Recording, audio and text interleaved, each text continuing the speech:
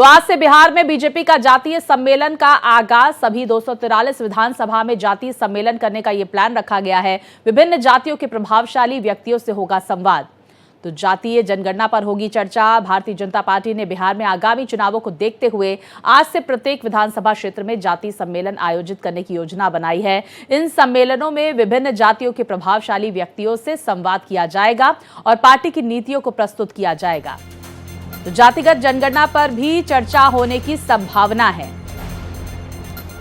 तो बड़ी खबर सामने निकल कर आ रही है। आपको जानकारी दे दें कि आज से बिहार में बीजेपी का जातीय सम्मेलन का आगाज किया जाएगा और इसके मद्देनजर सभी 243 विधानसभा में जातीय सम्मेलन करने का प्लान रखा गया है। विभिन्न जातियों के प्रभावशाली व्यक्तियों से संवाद किया जाएगा। तो जातीय जनगणना पर भी चर्चा होगी।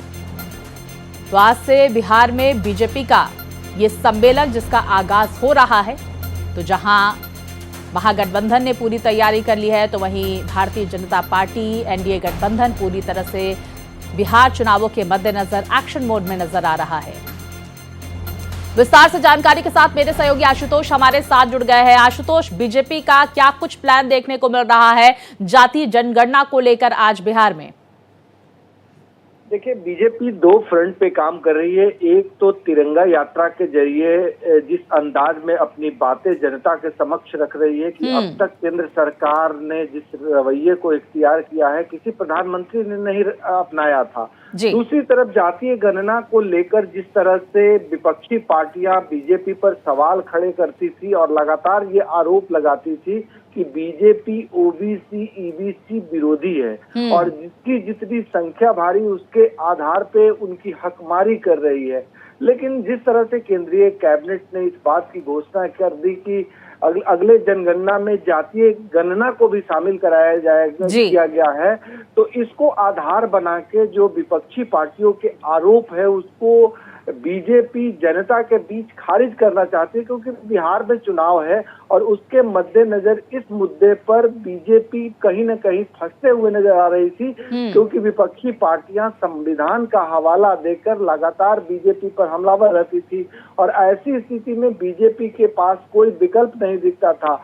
लेकिन एक तीर से दो निशाने सधे हैं। एक तरफ पाकिस्तान के खिलाफ सख्त कार्रवाई हुई है और इसी दौरान बीजेपी ने केंद्रीय कैबिनेट से इसको मंजूर कर दिया।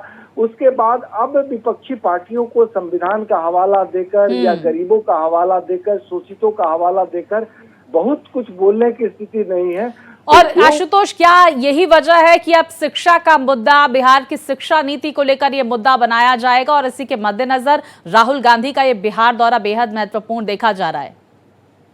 देखिए, आपने सही कहा। अब मुद्दे गौन जो हुए हैं, खास करके जातीय गणना, उसके बाद जो अन्य मुद्दे हैं, खास करके एजुकेशन एक बड़ा मुद्दा बिहार में बनेगा और विपक्षी पार्टियां इसको मुद्दा बनाएगी। दूसरी तरफ गरीबों शोषितों के पढ़ाई को लेकर भी मुद्दा बनाया जाएगा और जिस तरह से राहुल गांधी एक संस्थान में पहुंच रहे हैं, दरभंगा के एससी एसटी छात्रावास में पहुंचने की बात कर रहे हैं, तो दूसरी तरफ अन्य जो मुद्दे हैं, खास करके अपराध एक बड़ा मुद्दा हो सकता है। तो अन्य जो बचे मुद्दे हैं उन तमाम मुद्दों पर महागठबंधन के लोग सत्ता बिल्कुल, देखिए असल मुद्दे शिक्षा, स्वास्थ्य, रोजगार, पलायन, ये तमाम मुद्दे जो है अब बिहार में हावी पड़ते हुए नजर आएंगे। और क्योंकि जातीय जनगणना का ऐलान केंद्र सरकार की तरफ से कर दिया गया, ऐसे में ये मुद्दा जो है वो फिलहाल अब नगण्य नजर आ रहा है। बहुत शुक्रिया आपका आशुतोष, तमाम जानकारियां हमारे दर्शकों तक पहुंचाने के लिए।